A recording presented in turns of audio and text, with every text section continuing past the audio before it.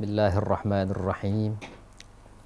Alhamdulillahi hamdan yuafi ni'amahu wa yukafi'u mazidah. Ya Rabbana lakal hamdu wa lakal syukru kama yanbaghi li jalalik wa azimi sultanik. Subhanakallahumma la nuhsi thana'an 'alaika anta kama athnaita 'ala nafsik. Wa asyhadu an la ilaha illallah wahdahu la syarika lah. Wa asyhadu anna sayyidana wa nabiyyana Muhammadan abduhu wa rasuluh. Allahumma fasalli wa sallim wa barik wa azzim ala abdika wa rasulika Muhammadin wa ala alihi wa sahbihi salatan wa salaman daimaini mutalazimaini ila yaumiddin. Amma ba'd, para pendengar dan pemirsa TV Rasil rahimakumullah. Assalamualaikum warahmatullahi wabarakatuh.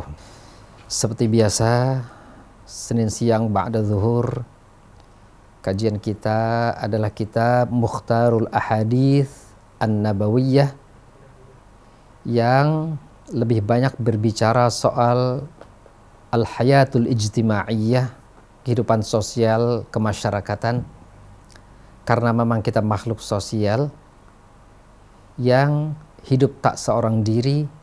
Kita senantiasa berinteraksi baik kepada anak, istri, tetangga, kawan, dan seluruh yang lain. Namun sebelumnya, seperti biasa, terlebih dahulu marilah kita awali ta'lim ini dengan ummul kitab suratul Fatihah. Kita bertabarruk dengan niat semoga Allah Subhanahu wa taala menetapkan kita dalam kebenaran dan Allah senantiasa membimbing kita ke jalan yang terbaik buat kita. A'udzubillahi minasyaitonirrajim. Bismillahirrahmanirrahim. Alhamdulillahi rabbil alamin, arrahmanirrahim, maliki yaumiddin. Iyyaka na'budu wa iyyaka nasta'in, ihdinas siratal mustaqim, siratal ladzina an'amta 'alaihim ghairil maghdubi 'alaihim waladdallin. Amin. Para pendengar dan pemirsa TV Rasil, marilah kita masuk ke materi kita. Insyaallah ada beberapa hadis yang kebanyakannya berbicara seputar masalah zuhud. Zuhud atau az-zuhdu ini lebih banyak dibicarakan dalam ilmu tasawuf. Ini juga merupakan bagian dari akhlakul muslim. Bagaimana seorang muslim dia harus bersifat zuhud, hidup penuh kesederhanaan. Jadi zuhud bukan kita sebagai kaum muslimin harus hidup menderita, harus menerima kenyataan tanpa usaha, tanpa mempelajari ilmu-ilmu bagaimana cara mencari uang, bagaimana kita menjadi seorang yang profesional dalam berbagai bidang. Bukan itu. Zuhud adalah tetap kita harus berusaha. Bahkan silahkan kita mengejar prestasi, menjadi seorang profesional di bidang apapun juga. Silahkan kita mengejar jabatan, menjadi orang yang kaya raya, menjadi konglomerat, sehingga bisa mengendalikan dunia. Itu enggak masalah. Namun yang terpenting buat kita, jangan sampai dunia ini menguasai hati kita. Jangan sampai hati kita ini menyatu dengan dunia, sehingga kita menjadi abna'ud dunia, putra-putri dunia, penggemar-penggemar dunia, yang kita hidup hanya untuk dunia. Kita bekerja mencari uang pagi, sore, siang, malam, menghabiskan tenaga, pikiran, waktu hanya untuk dunia. Bukan itu. Jadi semata-mata kita mencari dunia, kita memperkaya diri, tapi bukan untuk diri kita. Seluruhnya kita jadikan lahan pahala untuk bersedekah, membantu perjuangan agama, memperhatikan fuqara dan masakin. Jadi seluruh apa yang kita miliki, harta benda, ataupun kepintaran, profesi, jabatan, harismatik, dan sebagainya, semata-mata kita jadikan mazra'atul akhirah, tempat kita bercocok tanam, agar kita mendapatkan pahala di akhirat nanti. Jadi itulah sekilas gambaran az-zuhdu. Jadi kalau arti bahasanya zahida yazhadu, itu sederhana. Hidup benar-benar bukan menjadi seorang materialistis, tapi bukan berarti nggak punya materi. Jadi alangkah baiknya kita hidup bergelimang harta, kita hidup menjadi seorang yang profesional, menjadi sarjana-sarjana di berbagai bidang ilmu pengetahuan, tapi amat sangat bermanfaat diri kita, hidup ini untuk kita mengabdikan diri kepada Allah Subhanahu wa taala. Para pendengar dan pemirsa TV Rasil, yang pertama, ruwiya an Rasulillah sallallahu alaihi wasallam. Redaksi ini diriwayatkan dari Nabi, izhad fid dunya yuhibbakallah. Hiduplah Anda secara sederhana di dunia ini, yuhibbakallah, pasti Allah akan cinta padamu. Jadi karena hidup ini lillahi ta'ala, kita bekerja, kita berumah tangga, kita hidup semata-mata sebagaimana sumpah kita waktu kita sholat, inna sholati wa nusuki wa mahyaya wa mamati lillahi rabbil alamin. Dan memang sebagaimana Allah menerangkan dalam surah Al-Bayyinah, wa ma umiru illa liya'budullah. Tidaklah kita ini diperintah melainkan semata-mata untuk mengabdikan diri kita kepada Allah. Jadi apa yang kita miliki tentu kita jadikan lahan untuk mencari keridhaan Allah. Jadi semua ini adalah sarana, semua ini adalah jembatan untuk kita menuju dan mencapai keridhaan Allah. Makanya di sini izhad fid dunya. Hiduplah Anda secara zuhud dengan penuh kesederhanaan. Kalau kita pikir-pikir, walaupun uang kita banyak, tapi fisik kita ini terbatas. Lambung kita terbatas, jantung, paru, ginjal, dan semuanya itu ada kapasitas-kapasitasnya yang kita tidak bisa paksakan organ tubuh kita melebihi kemampuannya. Walaupun kalau kita berbicara nafsu karena uang kita banyak, kita mau makan yang enak-enak, pergi ke sana kemari, tapi tenaga kita, waktu kita semuanya terbatas. Jadi semuanya serba dibatasi. Hanya nafsu yang tidak ada batasnya. Nah, oleh karena itu, izhad fid dunya, kita batasi nafsu kita ini dengan zuhud. Kalau kita membatasi nafsu karena sudah ada penyakit, itu beda dengan kita membatasi nafsu kita karena Allah Subhanahu wa taala.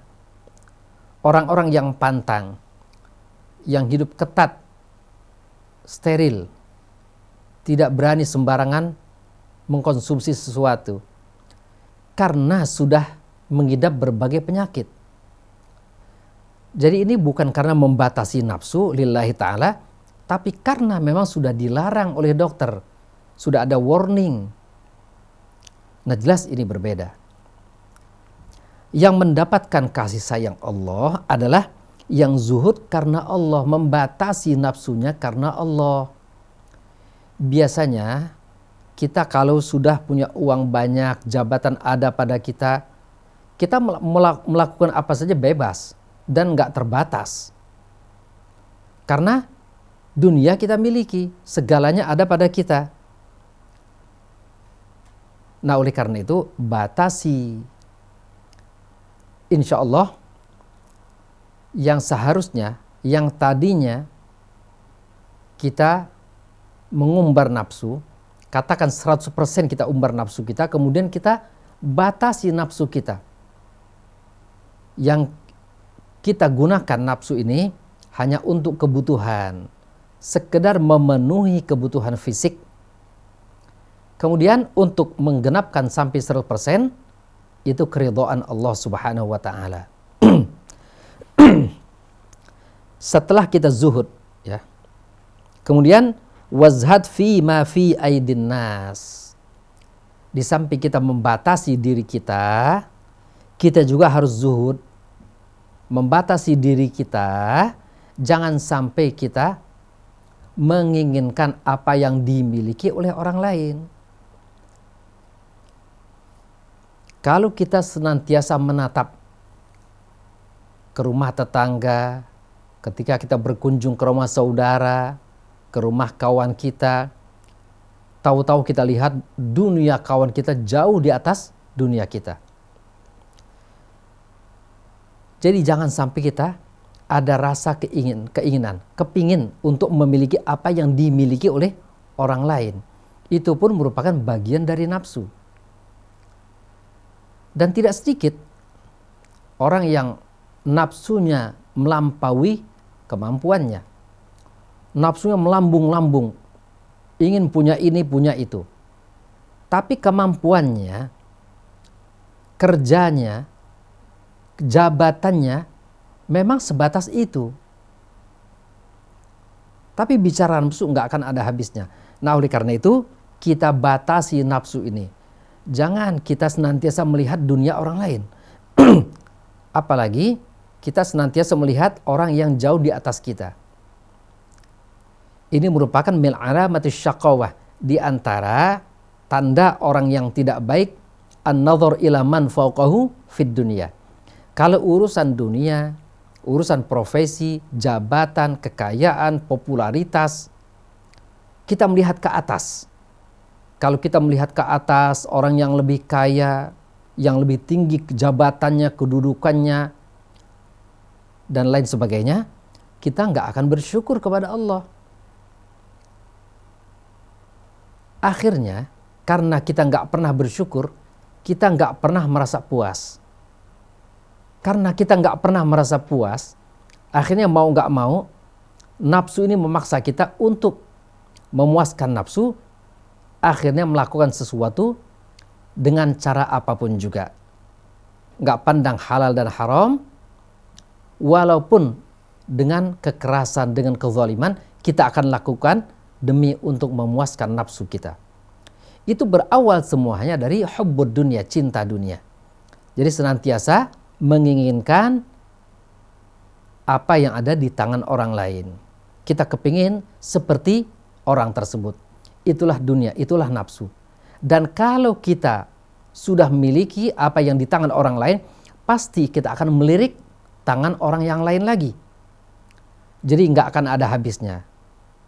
Makanya Rasulullah SAW pernah mengibaratkan, seandai kata manusia ini diberikan emas sebesar gunung Uhud, pasti dia akan menginginkan yang sama.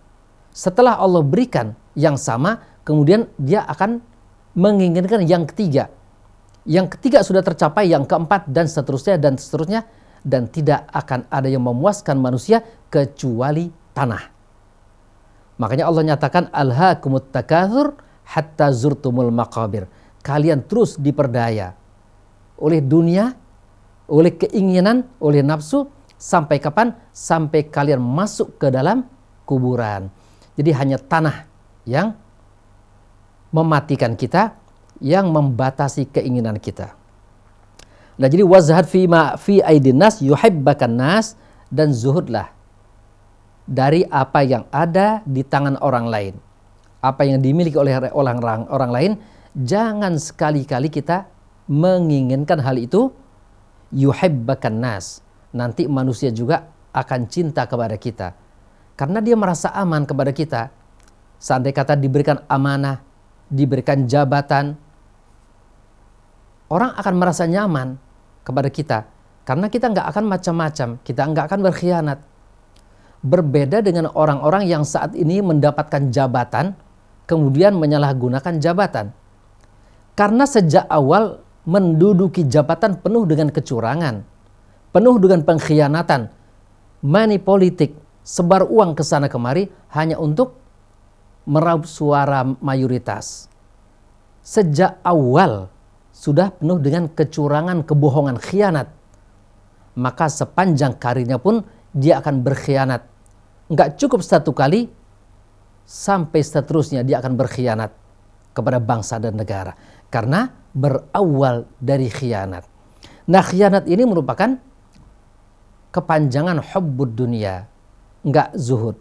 Seandainya kata kita zuhud, kita enggak akan menginginkan, apalagi sampai memperebutkan dengan cara-cara yang tidak halal. Nah, saat ini sudah lumrah, sudah menjadi rahasia umum, orang yang akan menduduki jabatan penting banyak melakukan kecurangan walaupun tidak semuanya. Kemudian berikutnya, ruwiya an Rasulillah sallallahu alaihi wasallam, azhadun nasi man lam yansal qabr wal bila wa taraka afdala zinatil hayatid dunya wa athara ma yabqa ala ma yafna wa lam ya'udda ghadan min ayyamih wa adda nafsahu fil mauta. Nah, ini indah sekali ya. Jadi azhadun nas, orang yang paling zuhud. Kalau sifatnya adalah az-zuhdu, orangnya yang memiliki sifat zuhud adalah az-zahid. Kalau azhadu, nah itu wazan af'alu akbaru, yang paling, yang ter. Jadi azhadu itu yang paling zuhud. Azhadun nas, manusia yang paling zuhud, yang hidup penuh kesederhanaan. Karena dia sederhana, dia qanaah. Dia jadi orang yang soleh. Dia membatasi dirinya. Makanan dan minuman juga dibatasi. Tapi karena Allah. Bukan karena kesehatannya sudah terganggu. Bukan karena sudah diabetes. Akhirnya dia batasi asupan makanan dan minumnya. Itu wajar. Sebelum terkena, kita batasi terlebih dahulu. Karena terjadi penyakit, penimbunan makanan, penimbunan lemak-lemak jahat, itu merupakan sampah-sampah yang akan mengancam keselamatan kita. Begitu juga masalah harta, kerjaan, dan sebagainya. Berapa banyak karena harta, karena jabatan, karena kerjaan, orang akhirnya menimbun-nimbun dosa. Dari yang kecil-kecil sampai yang besar-besar. Yang kecil saja, kalau rutin dilakukan, sehari, 2 hari, seminggu, 2 minggu, sampai puluhan tahun, itu yang kecil-kecil pun akan menjadi bukit. Apalagi yang besar-besar. Nah, yang pertama ini, orang yang paling zuhud, berarti ini yang paling bersih, paling sehat nuraninya, sehat agamanya, sehat keimanannya. Sebagaimana fisik kita sehat, kalau kandungan-kandungan racunnya semakin sedikit, radikal bebasnya, lemak jahatnya, kolesterolnya, asam urat, gulanya. Jadi orang yang paling rendah itu yang paling sehat. Tapi tetap dalam batasan yang sudah disepakati. Jadi kita ambil yang paling rendah.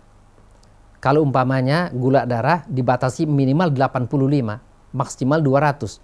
Itu di angka terendah, di angka 85, itu yang paling bagus. Kalau untuk menaikkan itu gampang, tapi menurunkan susah. Menaikkan berat badan, ngikutin nafsu aja.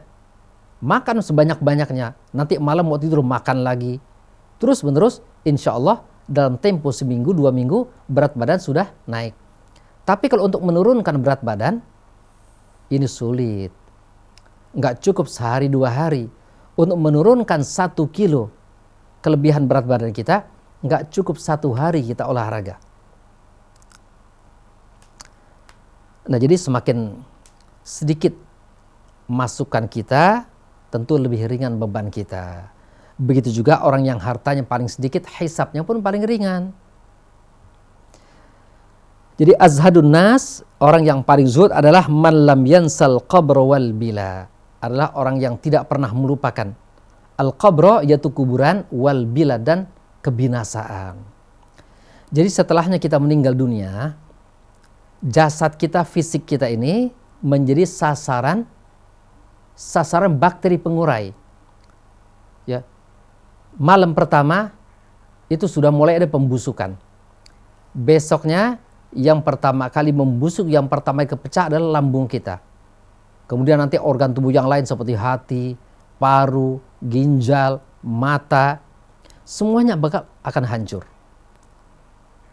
Setelah itu datanglah bakteri-bakteri pengurai yang akhirnya hanya tinggal tulang belulang. Seperti itulah fisik kita. Jadi setelah kita meninggal dunia, hanya dalam tempo sekian bulan sudah habis darah daging kita dimakan oleh belatung, ulat, dan bakteri. Diuraikan semuanya. Dan kalau sudah sekian tahun, tulang-tulang pun akan rapuh, hancur, menyatu dengan tanah, kecuali hanya tulang sulbi. Jadi kalau kita sadari sejauh-jauhnya langkah kita adalah kematian, setelahnya kita mati, kita pun nggak bisa berbuat apa-apa. Hanya ada penyesalan. Tapi juga apa artinya sebuah penyesalan?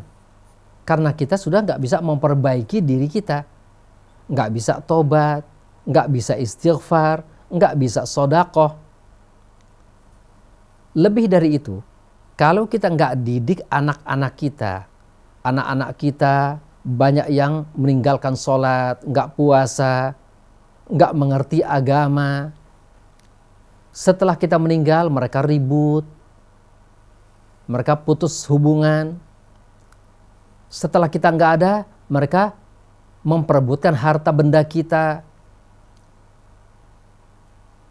Kalau kita berpikir lebih jauh lagi, apa artinya kita hidup kalau kita nggak membekali diri dengan berbagai kebaikan?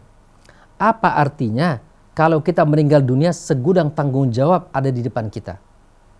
Dan apa artinya kalau kita hidup kemudian kita meninggal hanya berbekal segudang dosa? Lebih dari itu, anak-anak kita akan menyuplai dosa juga karena kita nggak pernah mendidik agama. Karena kita nggak pernah mendidik agama, mereka nggak bisa sholat, nggak ngerti puasa, nggak mengerti halal dan haram. Semuanya karena kita sebagai bapak, sebagai ibu, yang nggak pernah membekali anak-anak kita dengan agama. Jadi apa yang mereka lakukan penyebabnya adalah kita. Karena kita penyebabnya, maka dosa pun akan mengalir kepada kita. Walaupun kita sudah meninggal dunia. Walaupun kita nggak lagi bermaksiat. Tapi dosa mengalir. Jadi jariyah itu dosa. Sebagaimana pahala jariyah. Nah, jadi kita banyak-banyak mengingat al-qabra. Ya. Seminggu sekali coba kita ziarah kubur. Kita lihat kuburan orang-orang tua kita, kakek nenek kita, tetangga kita. Kalau kita perhatikan orang-orang yang kita kenal, yang kemarinnya sombong, yang kemarinnya kaya, nggak pernah ibadah, yang kemarinnya hanya menumpuk-numpuk harta, nggak pernah sodakoh, ternyata mereka mati juga. Ternyata mereka menjadi bangkai, menjadi tulang belulang. Ternyata hidup ini nggak bisa dipertahankan juga. Walaupun kita seorang pejabat, walaupun backingan kita militer, polisi, orang-orang yang bersenjata lengkap, ternyata nggak bisa menunda kematian kita.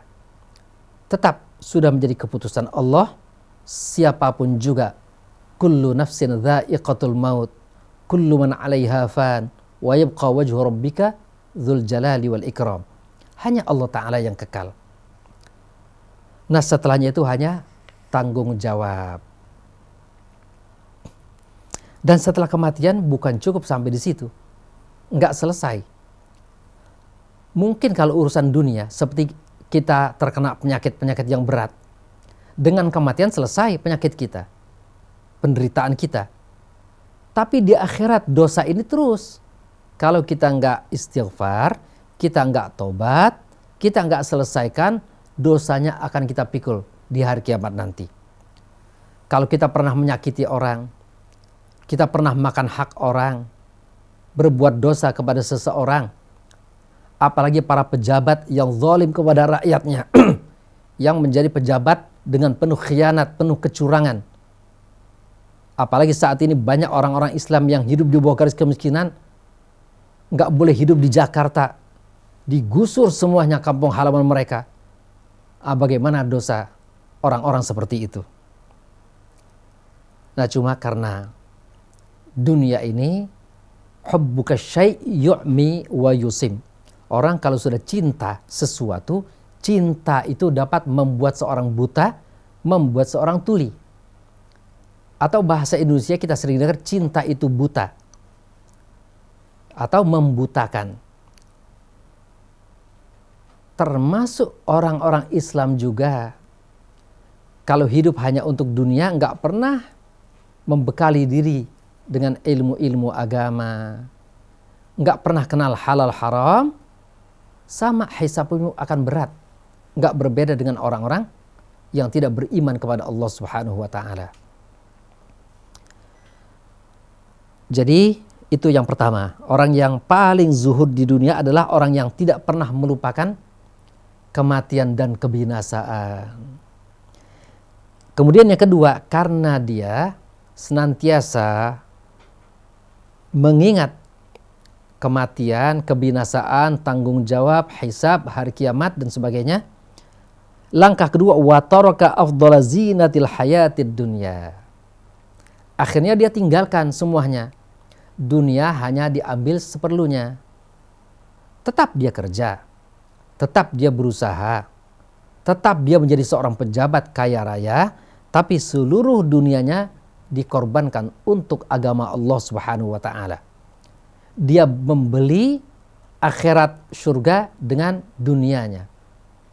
Tapi semasa di dunia dia bisa membeli, tapi kalau sudah mati dia nggak akan bisa membeli karena dunia sudah lepas dari tangannya.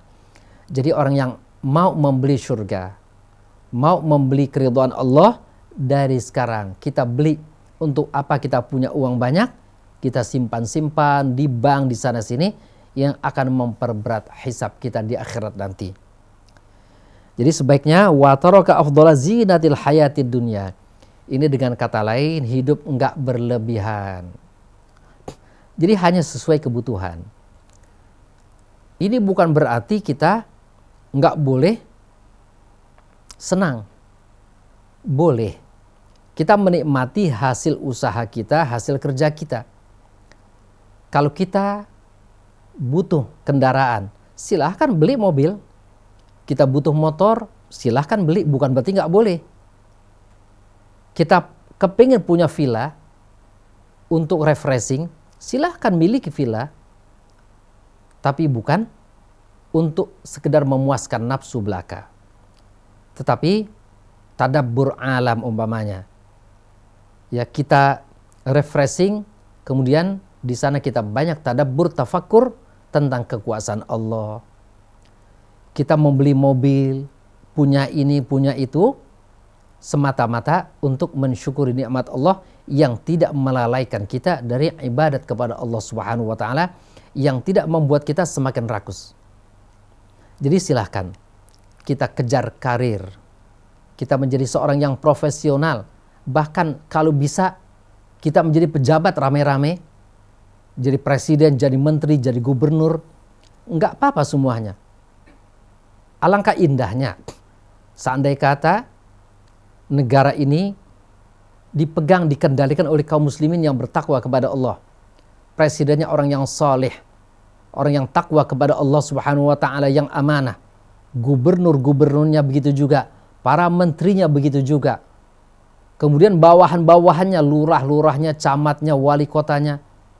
Alangkah indahnya seandainya kata dipegang oleh orang-orang yang saleh, yang amanah, yang bertakwa kepada Allah Subhanahu wa taala, yang ahli ibadah, yang mereka siap menjadikan dunia kendaraan buat akhirat.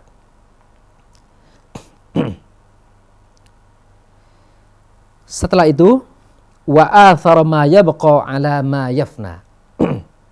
Athara, mendahulukan ya.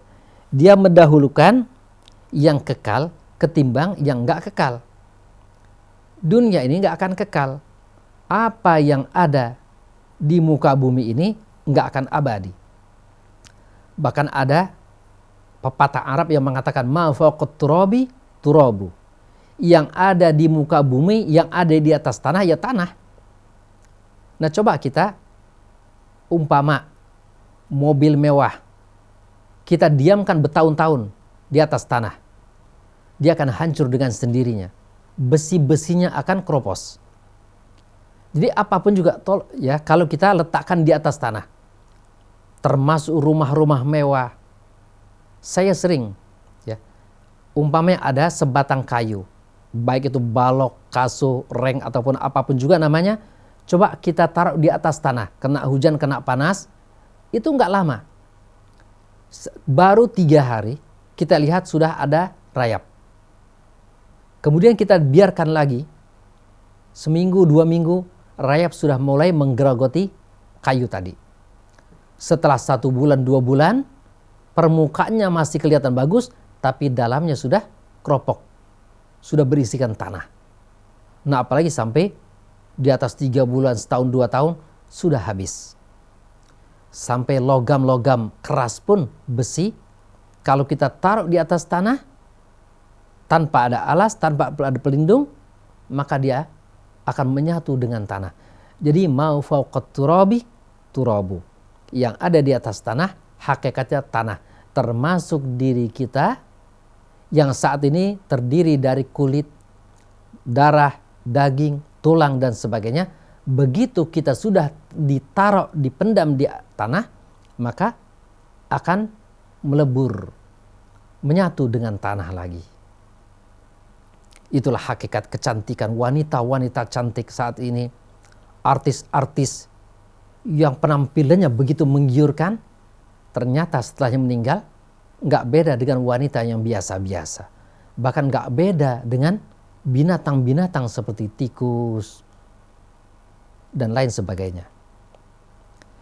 Nah, jadi manusia yang berakal adalah athara ma yabqa ala ma yafna. Dia lebih memilih, lebih mendahulukan yang kekal dibanding yang fana, yang akan binasa. Yang kekal itu negeri akhirat. Katakan uang. Uang, andai kata kita simpan, kita nggak kemana-mana, kan taruh dalam lemari, bertahun-tahun dia akan turun nilainya dengan sendirinya, anjlok, dan ada masanya, sekian tahun dia sudah nggak berlaku lagi. Itu uang yang kita cari saat ini. Begitu juga pakaian, apapun juga akan hancur dengan sendirinya. Nah, bagaimana kalau kita ingin mengabadikan harta kita? Titip kepada Allah. Kalau kita titip kepada Allah, aman. Kalau kita taruh di lemari, kita taruh di bank, semuanya ada masa-masanya. Tapi kalau kita titip kepada Allah, abadi. Bahkan berbunga-bunga, berkelipatan ganda terus-menerus. Semakin besar nilainya. Bagaimana kita titip kepada Allah? Tentunya Allah sudah ciptakan sarananya. Allah sudah siapkan lahan-lahannya, jalan-jalannya. Adanya fuqara masakin, adanya perjuangan agama, adanya tempat ibadah yang perlu kita bantu, adanya yayasan-yayasan Islam, majelis ta'lim, dan sebagainya. Ini celengan-celengan yang Allah sudah siapkan buat kita menabung, untuk kita titip kepada Allah Subhanahu wa ta'ala. Jadi nggak akan menjadi beban kita.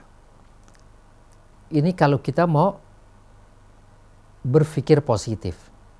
Kita ini hidup seperti orang yang safar, seorang musafir. Katakan, saya bekerja di luar negeri. Saya bekerja di Amerika, di Eropa. Di sana saya bekerja. Saya mencari uang. Karena memang saya orang Indonesia, mau nggak mau besok saya akan kembali ke Indonesia lagi. Saya di sana hanya dikontrak selama 10 tahun. Namanya di negara orang, di perusahaan orang. Alangkah bodohnya kalau saya belanjakan harta saya di negara tersebut, di tempat saya bekerja. Saya beli mobil, saya beli rumah mewah, saya beli isi rumah dan sebagainya. Yang semuanya apa mungkin kita bisa bawa rumah kita, perabotan kita, mobil kita, nggak mungkin bisa kita bawa. Untuk apa? Seandainya kata kita bawa, berapa biayanya? Betapa bodohnya. Lebih baik kita uangkan, kita titip ke Indonesia. Kita kirim. Nanti setelahnya kita pulang, baru kita belanjakan di tanah air. Kita mau beli sawah, mau beli tanah, rumah mewah dan sebagainya setelah kita pulang ke kampung halaman. Jadi kalau kita belanjakan di tempat kita kerja di luar negeri, berarti bodoh kita. Habiskan uang di sana. Lalu kita bawa pulang ke Indonesia, punya apa? Sudah bekerja capek di negara orang, bersusah payah, pulang ke negeri sendiri, nggak punya apa-apa. Begitu juga kita hidup di dunia, fasilitas hidup begini mewah, kita menjadi orang yang kaya raya, tapi kita habiskan di dunia dan kita tinggal di dunia.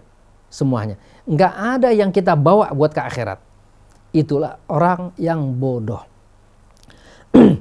Jadi kita titip kepada Allah, itulah yang selamat, aman. Jadi betapa bodohnya kalau kita yang capek, yang cari uang, kemudian kita tinggalkan. Lalu mana bagian kita? Jadi jangan lupa ambil bagian kita.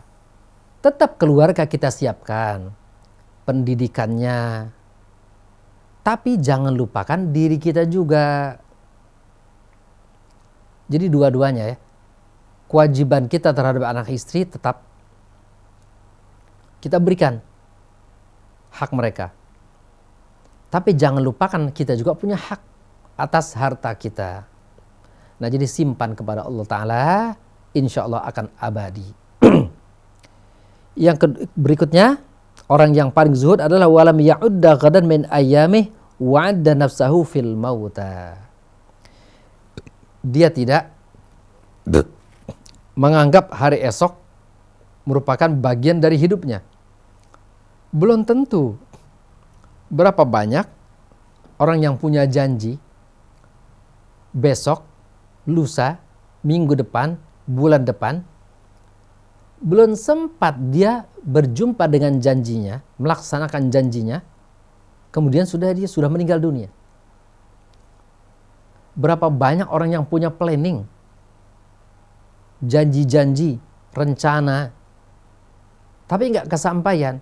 Mungkin karena kecelakaan, mungkin karena sakit, mungkin karena musibah, mungkin karena kematian. Semuanya itu bisa terjadi. Jadi jangan kita berharap-harap hari esok masih ada. Hari masih tetap ada, tapi belum tentu menjadi milik kita. Orang lain yang akan menikmati hari esok. Makanya ini salah satu pesan Rasulullah, di antara pesan Rasulullah ketika beliau ingin sholat menjadi imam. beliau sering berpesan dan saya juga suka mengikuti. Saya katakan kepada makmum ketika saya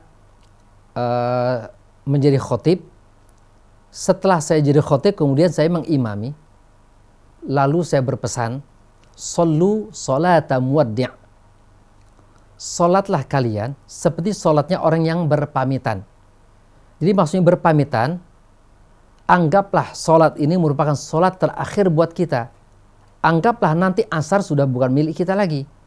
Anggaplah habis salat, setelah salat ini kita meninggal dunia. Makanya Rasulullah berpesan, "Shollu sholata muwaddi'." Salatlah kalian seperti salatnya seorang yang muwaddi'. Muwaddi' itu yang berpamitan. Jadi kalau kita ingin melambaikan tangan, ya, kendaraan kita akan jalan, kemudian kita melambaikan tangan, sama-sama anak kita, keluarga kita melambaikan tangan ketika kita mau pergi jauh. Dalam keadaan sedih, itu namanya muwaddi', ya. Jadi melambaikan tangan. Berarti akan berpisah. Nah, begitu juga kita sholat penuh dengan serius, sebaik-baiknya, seolah-olah kita nggak akan ketemu waktu sholat lagi, seolah-olah kita berpamitan dengan sholat, dengan dunia ini, dan nggak ada sholat setelahnya sholat ini. Wa'adda nafsahu fil mauta, ya, dia anggap dirinya masuk ke dalam jajaran orang-orang yang sudah meninggal dunia. Nah, jadi kita hidup ini bukan milik kita, bukan kendali kita. Jadi semuanya Allah yang mengendalikan hidup kita, Allah yang memiliki hidup kita, dan roh kita, nyawa kita, semuanya dalam genggaman Allah Subhanahu wa Ta'ala. Karena dalam genggaman Allah, di tangan Allah, Allah mau apakan juga bisa. Seperti benda yang ada di tangan kita. Ya, saat ini saya megang sesuatu, saya mau pegang juga bisa, tapi saya mau lemparkan benda ini bisa juga. Saya mau lepas, saya mau taruh bisa juga. Begitulah diri kita. Jadi terserah Allah. Kalau Allah mau habiskan kita saat ini, ya bisa. Kita nggak akan bisa mempertahankan hidup ini. Yang kuasa adalah Allah. Kita hanya dihidupkan untuk sementara waktu. Bila Allah menghendaki umur kita panjang, kita akan hidup nanti, besok, lusa, tahun depan. Tapi bila Allah nggak menghendaki, Allah akan wafatkan kita. Selesailah urusan kita. Yang ada hanya penyesalan, tanggung jawab, hisab. Bahkan terakhirnya adalah kalau nggak neraka, ya surga. Selesailah riwayat sejarah manusia. Sampai di sana, fariqun fil jannati wa fariqun fis sa'ir. Sekelompok akan masuk neraka dan sekelompok akan masuk ke dalam surga. Para pendengar dan pemirsa TV Rasil, inilah dua hadis yang jadi kajian kita pada siang hari ini. Semoga menjadi pelajaran yang penting, yang amat berharga, yang akan menjadi bekal untuk kita mengarungi bahtera kehidupan ini. Wallahu alam wa ilmuhu atam. Wassalamualaikum warahmatullahi wabarakatuh.